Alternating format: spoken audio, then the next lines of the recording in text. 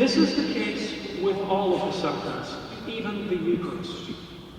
In 1925, the great Benedictine abbot and theologian Oscar Bonier wrote a book entitled The Key to the Doctrine of the Eucharist.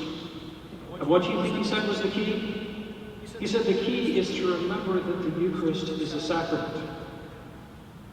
What? Don't we all know that the Eucharist is a sacrament? But he had something very specific in mind. Because it is a sacrament, the Eucharist is both the reality of Christ's body and it is a sign. What's being signified? Pope Pius XII, in his famous encyclical on the Liturgy, Mediator, says, in the Eucharist we have two elements. We have bread and wine, consecrated to become the body and blood of Christ. Why are there two? Why not just have one? Because through the double consecration of the elements, Christ is shown in a state of victimhood. It's the separation of his body and blood, demonstrating his death.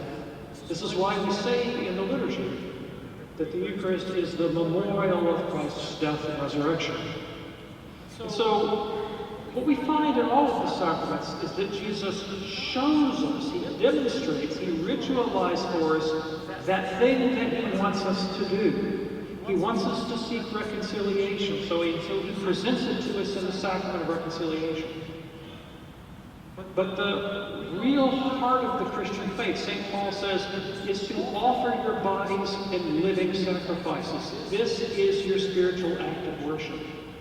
And so Christ manifests his own death in front of us so that we can learn, we can see demonstrated in the sign this life of self-offering.